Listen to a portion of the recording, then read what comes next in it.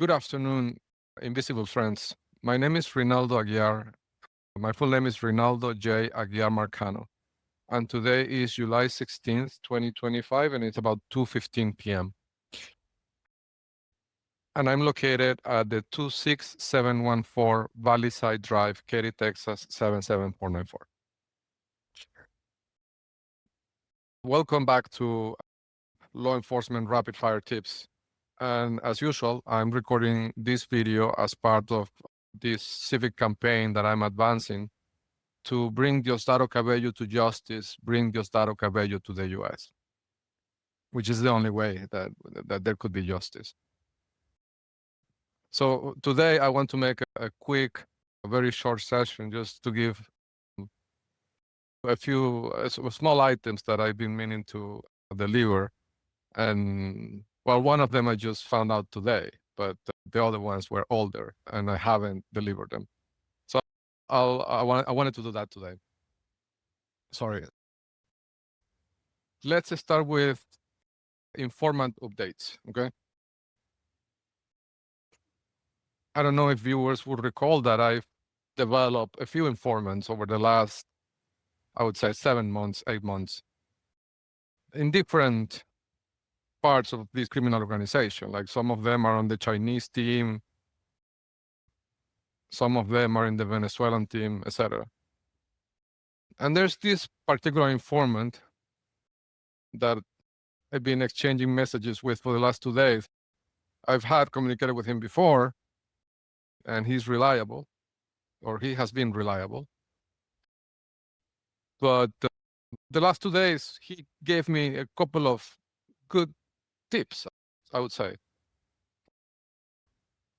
So I wanted to share them in case law enforcement watches this video or investigates these things, because they could be probatory. Now, I have to say, one of the things that the informant told me, which was today, I don't know, like I don't have any way to know if it's true or not. And as I mentioned before, I've seen this thing where Diosdado Cabello and his team would feed the informants with bad information on purpose to try to locate them, like a honeypot ruse. If I say something that they know is wrong and they know who they said it to, then they know that person is the informant. Like this thing honestly seems so far-fetched that I don't think there's risk in saying this. That's why I'm saying it. Either he got it wrong but I don't think it would be a honeypot ruse, is what I'm saying. Yeah, so I'm gonna start with the first one. So the first one, the latest, well, the messages that I received today. It's a bit out there. I don't know if this will be true, and I have no way to verify it, but I'm gonna say it because if it turns out to be true, it means a couple of things. I'm gonna say what I think it would mean after I say it, okay? So this is what the informant sent me today. So he said, he was basically telling me the legal strategy of Diosdado Cabello in the upcoming divorce / restraining order lawsuit that he decided to file against me when I started investigating his network agents, his minions in Caracas. Apparently, well, this is what the informant told me. The strategy is going to be something related to, and I will have to give a little bit of backstory of who this character is. I don't remember him, but apparently that's going to be part of the legal strategy. And now it's important. I want to say this. So today is July 16, 2025, 2 p.m. And I haven't received anything at this point from Morgan Hibner or from the court or from anybody, not even a citation, okay? So I have no way to know any of this except what the informant told me. I'm saying this because if this turns out to be the case, if they file this in court and this is really their legal strategy, it would basically prove that the informant is spot on and that this is a criminal network doing all this, right? So that's also why I'm saying it. So anyhow,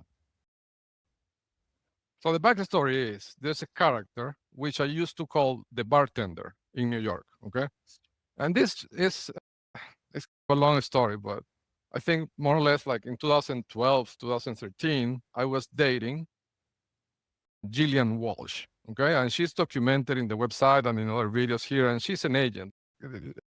It wasn't a random event that I met her. Like all that was designed by Diosdado Cabello and Piero Midyar and all of them. So I was dating in Jillian, and part of the strategy that Piero Midyar had back in the days was to introduce psychological stress on me in this case. But this is a standardized procedure. They do this to all their targets that are male, I'm guessing. So anybody who anybody who's a male entrepreneur that wants to work on a startup that competes with eBay or with Definitive Healthcare, like they apply this to them. The technique is the following. So they manufacture this synthetic romantic interest that is a unicorn of a romantic interest for you. And they do this by, and I've talked about this before in other videos, they do this by gathering intelligence, in this case with Diosdado Cabello and the Seven, and because I was born in Venezuela, then they use the Venezuelan intelligence. But if I had been Italian, they would have used the Italian intelligence.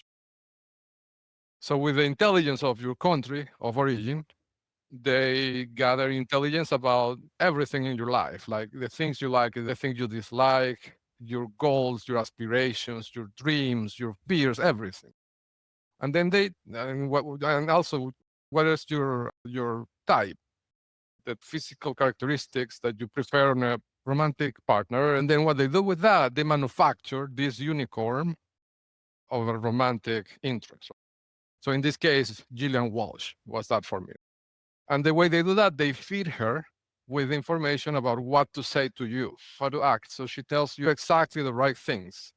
Like this synthetic interest will never say anything wrong. And she is exactly physically as you would like her to be, right?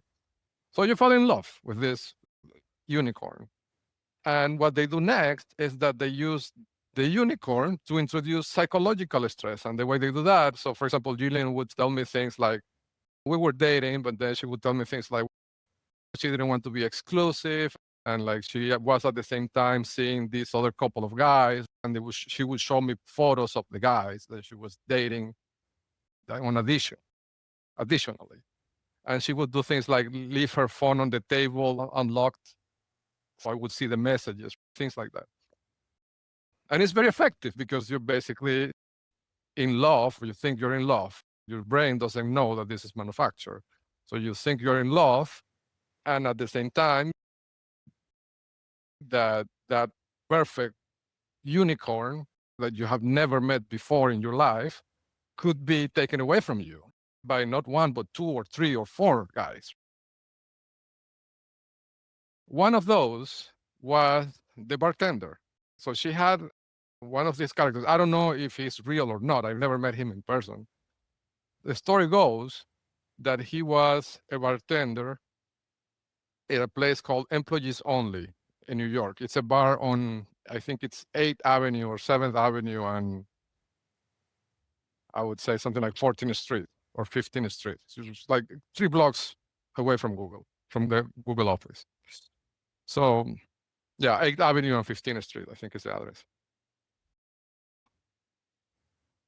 You know, we were dating, and then she would tell me things like she was going to meet him at the bar and talk to him because they were friends. And they had dated before, and the thing wasn't really over, and like all these things. So anyhow, but to be honest, I don't recall what he looks like. Like I have no recollection of that. This happened 12 years ago, or I don't know. Yeah, 12, 13 years ago.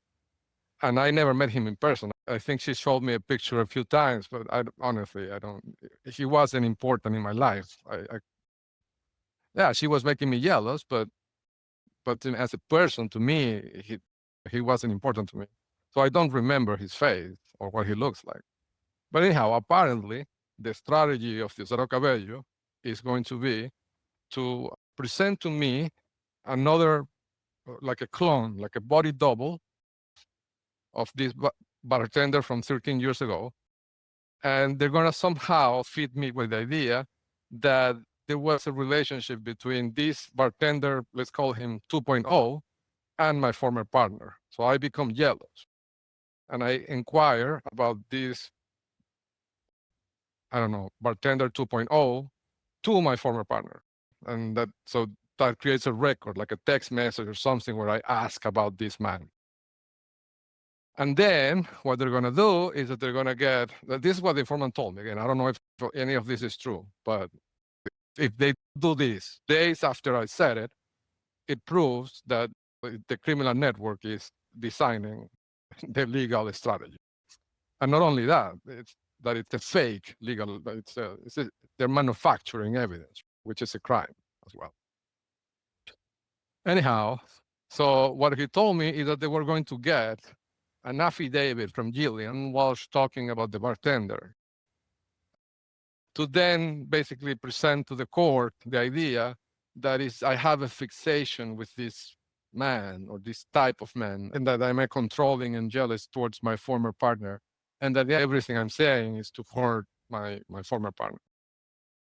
And again, I don't know if this is true. This is what the informant told me. Not in so many words. I can see where it's going.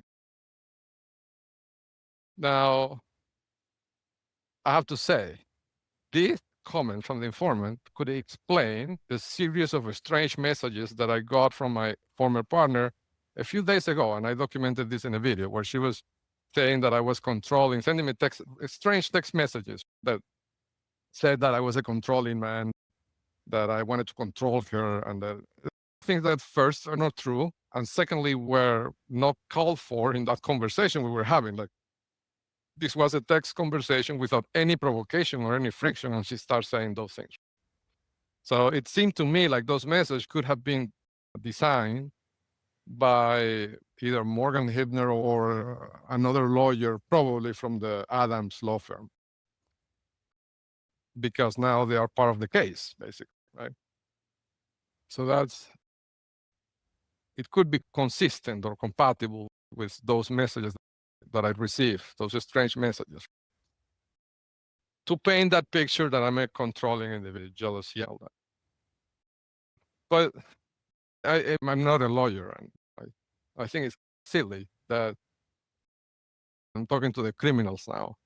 I think it's a bit silly that you insist in trying to discredit me. That's not going. There's a database with all your addresses marked in the database. Like, you can say anything you want about me, but that doesn't change the fact that all the crimes are recorded in the database. It's just, unless there's something that I'm not understanding. Could be that in my legal ignorance, because I'm not a lawyer, there is an angle to this legal strategy that I'm not seeing, but I just don't see how discrediting me is going to erase the database. I just don't see it. I wish somebody would explain that to me, either from the criminal network or somebody from the free world, but somebody must know why the fixation in discrediting me when the database is an artifact that exists in the real world regardless of my reputation. Yes, I found it, but I didn't create it. Like, my reputation is agnostic. It has nothing to do with the existence of the database or with what is recorded in the database. So I don't know. I don't understand the concept. It seems a bit foreign to me. Now, the second thing the informant told me, and this was before, this was, I think, 2 days ago, maybe, I can't recall, but the informant told me, and this might be important in case authorities investigate this and they capture this piece of evidence, it would be monumental, because it would show that the informant knows what he's talking about. So he reminded me of something that I did not remember. And it was that, I don't know if viewers will recall the incident of June 2nd, in which the criminal network, and who now I believe was probably David Molero, they stole a UV key from me, a small pen drive with an SD card inside. And I documented this in a video back on those days. When I documented that, I said that what was important to me was the YubiKey because it gave access to my accounts that I used to maintain Spy Hell and other systems. And I said at the time, the pen drive wasn't that important to me because it contained old code that I don't even remember what it was. It's so old and so outdated that I don't even recall what is in that pen drive. I was carrying it because it had a text file that I was using, like a notepad. But anyhow, the informant told me that Diosdado Cabello and the Chinese had the pen drive, like he confirmed that they stole it. And on top of that, he told me that inside of the pen drive, they found a file that was a JSON file for a service account or two, or I don't recall if he said one or two. My messages disappear. Like the system I created is like Snapchat. It doesn't keep a record to protect the informants and to prevent that they steal something and then get the messages, right? So I don't recall exactly if it was one or two JSON files, but he mentioned JSON files for the service accounts in Google Cloud. For people that are non-technical, these are files that function basically like an atomic authentication mechanism. But if you have the file, you can perform certain actions in Google Cloud on my behalf.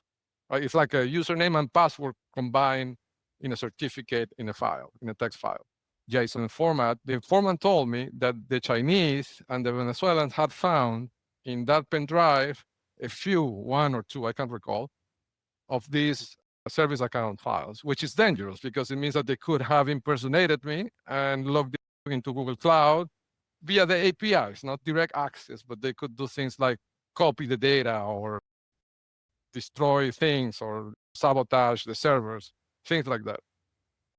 So that was very scary. So I don't know. I don't know if that is true or not because I don't have access to the pen drive and I don't recall what is in there, to be honest. I know it's old code, maybe 8 months old, a year old, I don't know. It's nothing that I'm using in production today, that's for sure.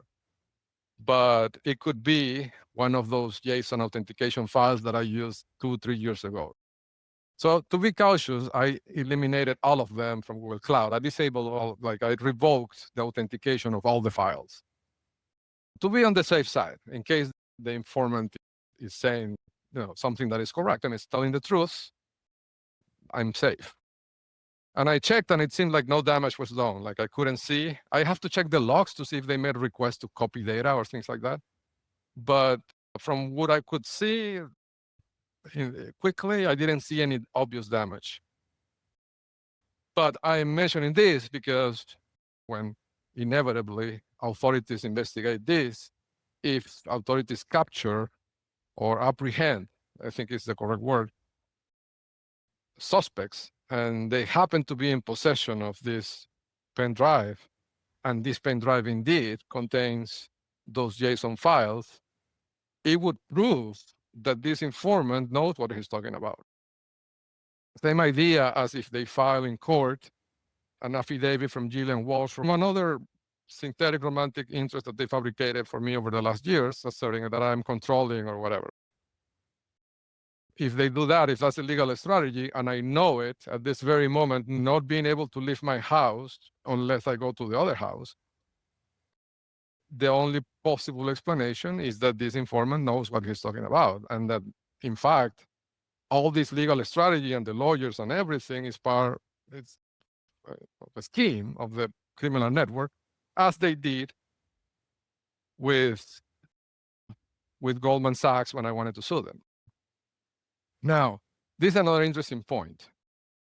The timing of the thing with the Bartender 2.0, if this is true, the timing is interesting because so this information came to me a day after or 2 days after I made a recording, a testimony, and recorded it in video, talking about Goldman Sachs and the possible link between Goldman Sachs and David Molero. And I talked about the physical characteristics of David Molero. And He's 5'10", white, Caucasian, slim. And yeah, I don't recall the Bartender 1.0, like the original one. I don't recall exactly what he looks like, but I think he was white. If I describe what I recall about him, it would be more or less something like that. It's that type of guy. It's 5'10", Caucasian, thin. So I don't know. It could, the timing is interesting because if they're doing this to either creating the Bartender 2.0, if they're doing this to either create this fake legal, this synthetic legal strategy, fabricating evidence with affidavits and such, or they are doing it to confuse me, to apply like a kind of counterintelligence. So I think that the guy is this synthetic Bartender 2.0. Then either way, what the timing suggests that this is a reaction from Goldman Sachs. This is coming right after I talked about Goldman Sachs 2 days ago. It confirms that who is planning the legal strategy is people that are being paid by Goldman Sachs, and they're defending Goldman Sachs. So the timing could be interesting as well, is what I'm saying. Another thing that I was thinking, I did not mention, is that it's just a random thought about the informant. And the thing about the JSON key seems precise to me, because how would that informant know that those keys were there? It's possible they were there. I remember I had those keys existed to the point that I deleted them from Google Cloud. They did exist. So how did the informant know this? So that suggests to me that maybe he's telling the truth. He knows what he's talking about. But there's two thoughts, two conclusions, or two inferences that I can draw from this. One is that this informant is very well connected, because it means he has to be very high up, because he knows about technical. He said something about technical things, JSON keys. And then the next day, he told me something about legal strategy of Diosdado Cabello. Two topics that couldn't be further away from each other. So only a person that has super high visibility would know the two things, or would have access to the two pieces of information.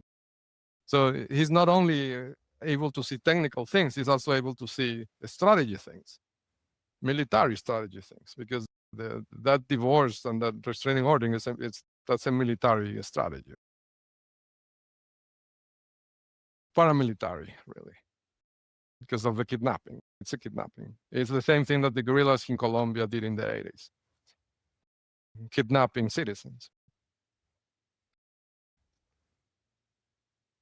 So that's one thing. And the other thing that crossed my mind is that this informant must really hate Diosdado Cabello. He's giving me information that if it's true, it could destroy him.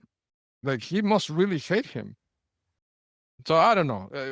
It made me kind of wonder what could motivate a human being to hate somebody so much as to feed the adversary with information that could destroy him in such a horrible way. So I don't know. I have two theories. One is that maybe this informant is like close in the line of succession. If something was to happen to Diosdado and he could not longer fulfill his role within this criminal network, maybe this person could be somewhere close or could advance significantly. That could be one motivation. Some more power for the informant. But that would mean that the informant is really a criminal too. So I don't know how I feel about that, receiving help from somebody that could be a criminal. Before I thought this, right, before today, I thought that his intentions were altruistic. I think it's the word in English. I don't know. Where that he had good intentions, like he really wanted things to change in Venezuela. But the type of information, and if it's true, the effectiveness that it could have, suggests that maybe he has another motive. And the other theory that I have is that maybe he has a grievance, a personal grievance against Diosdado Cabello. Maybe Diosdado Cabello assigned one of his special projects to his little sister or something like that, or his mom. And maybe he resents Diosdado for that. Could be. I don't know. Just food for thought. Okay, so now I'm going to switch to a technical topic. It's about weaponization of cocanet.com. For people not familiar with the term, cocanet.com is a website, a tool I created to compute what is a possible satellite bouncing point if you want to bounce a signal off a satellite without collaboration, active collaboration of the satellite, to make your signal land in another point on Earth. So basically the same thing that they're doing with their mesh network and their antennas. I created a tool that does the computation for you so you can estimate when you have to send the signal to hit what satellite. So it occurred to me that thing is also a weapon, okay? And the way, and it came to me because I remember that back in the, maybe like, I would say a year ago or 10 months ago, there was a point in the conflict with the criminal network and the Diosdado Cabello and these people, in which they didn't, I mean, after I captured the UA index and I started posting things on the website, they didn't know what to do besides attempting to kill me. So one of the things they were doing was sabotaging my internet connection, okay? And I was using at the time 2 Starlink terminals, and I would do things to avoid eavesdropping or to try to avoid eavesdropping. I didn't know at that point that Starlink was a fundamental piece of the criminal enterprise. So fundamental that the bouncing off technique of the satellites for the mesh network depends on the Starlink satellites being in orbit. That fundamental it is. Anyhow, I didn't know that it was part of the network. So my strategy was to move the antennas and do silly things like that. Anyhow,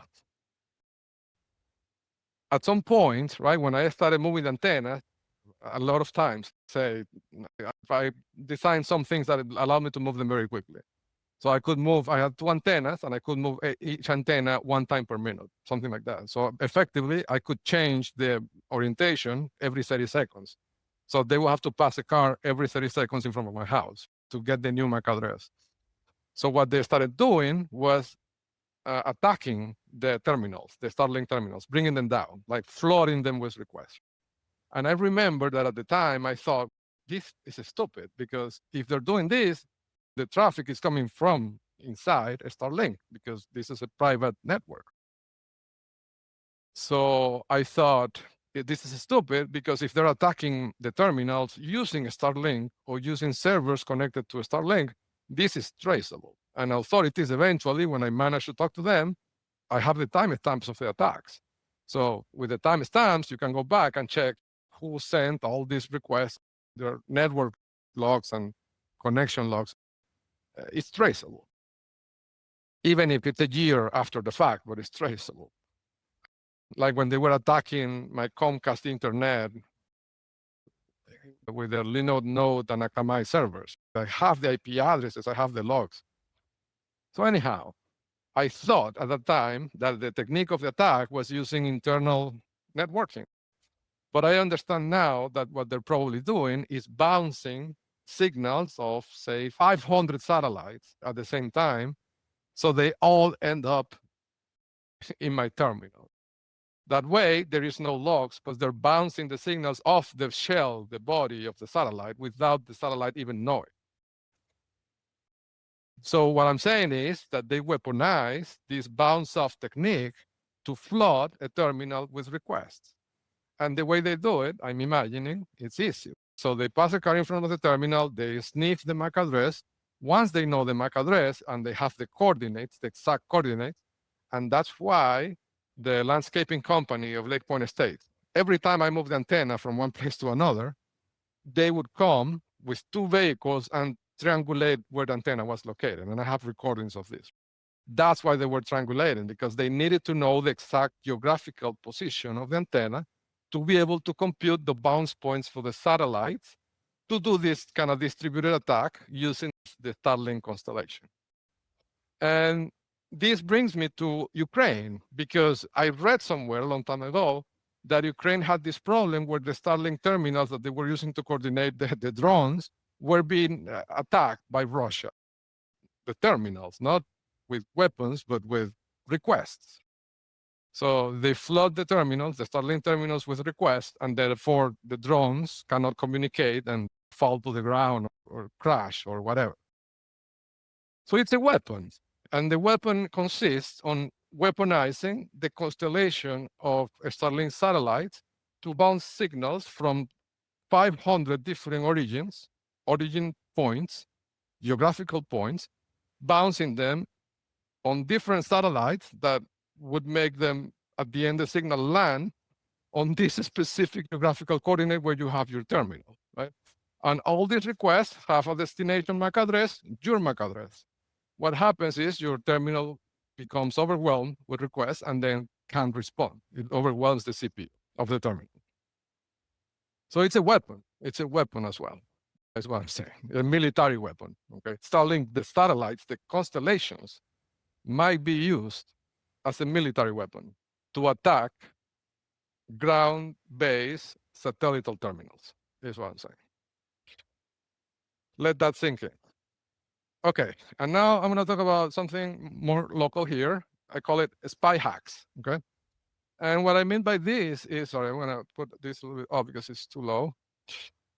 Spy hacks. So what they're doing these days is they've been doing this for a year. So before, they were putting the license plates on the car, they would cover them with a film that blocks infrared light.